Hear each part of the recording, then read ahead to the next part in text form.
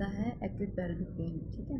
Acute pelvic pain का sudden onset, sharp rise होता है, अनस्टेबल वाइटल साइंस हो जाएंगे। इसके कॉजेज हो सकते हैं obstructive causes, gynaecological causes, GIT causes, urological causes. Obstructive causes तो ईजी ही हैं सारे, जो फर्स्ट चैप्टर्स हैं, miscarriage, septic abortion, ectopic pregnancy, H mole, acute hydramnios, abruption placenta, red degeneration of fibroid या टॉर्शन ऑफ ओवेरियन सिस्ट, ठीक है। फिर आते हैं गायनेकोलॉजिकल कॉजेज। गायनेकोलॉजिकल कॉजेज में acute pelvic inflammatory diseases, dysmenorrhoea, mittelschmerz pain, dysmenorrhoea हो सकता है, मिटलिस्मस पेन हो सकता है। जो फिर फाइब्रॉइड है, फाइब्रॉइड का टॉर्शन हो जाए, हिमरेज हो जाए, डीजनरेशन हो जाए, ठीक है, इसमें प्रोलैप्स हो जाए फाइब्रॉइड का, या फिर सार्कोमेटस चेंजेस आ रहे हैं। फिर ओवेरियन ट्यूमर का torsion, rupture, haemorrhage, infection. Fibroid का टॉर्शन, ट्यूमर, रप्चर, इन्फेक्शन। फिर ओवेरियन ट्यूमर या सिस्ट का टॉर्शन, रप्चर, हिमरेज, इन्फेक्शन। फिर एंडोमेट्रियोसिस का रप्चर, लीकेज हो जाए।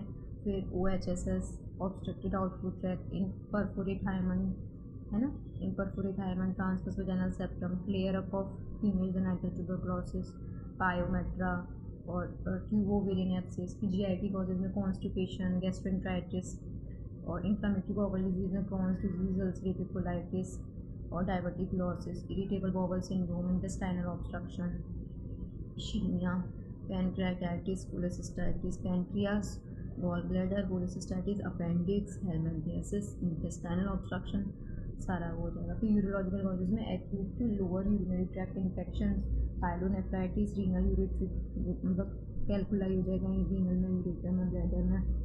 फिर acute lower urinary tract infection, UTI rule out करना है, पाइलोनेफ्राइटिस।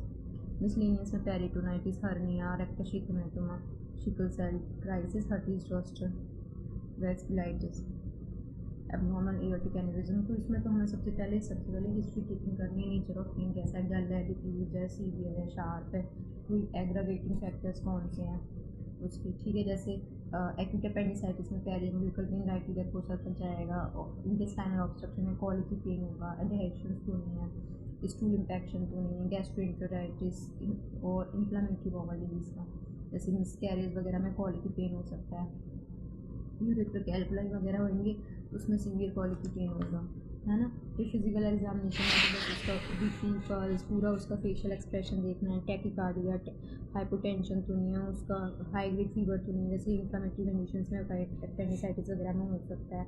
PID, पाइलोनेफ्राइटिस, पेरिटोनाइटिस वगैरह में कोई एब्डोमिनल एडहेशंस के केस में एब्डोमिनल एग्जामिनेशन बहुत इंपॉर्टेंट हो जाता है ना। सारे जो क्वाड्रेंट्स हैं एब्डोमेन का, उनका अलग अलग से पाल्पेशन करना है। फिर पेल्विक एग्जामिनेशन में देखना है कोई पुरुलन वेजाइनल डिस्चार्ज तो नहीं है, ब्लीडिंग तो नहीं है, यूट्राइन एनलार्जमेंट देखना है, फाइब्रॉइड, पायोमेट्रा, डिप्लोमासिस, एडनेक्टल टेंडरनेस, ओवेरियन सिस्ट, ये देखना है। एक्टोपिक प्रेगनेंसी इन्वेस्टिगेशन में देखना है CBC, एनीमिया, ल्यूकोसाइटोसिस तो नहीं है, पॉलीमॉर्फ लिम्फोसाइटोसिस होती है जेनेटल ट्यूब में।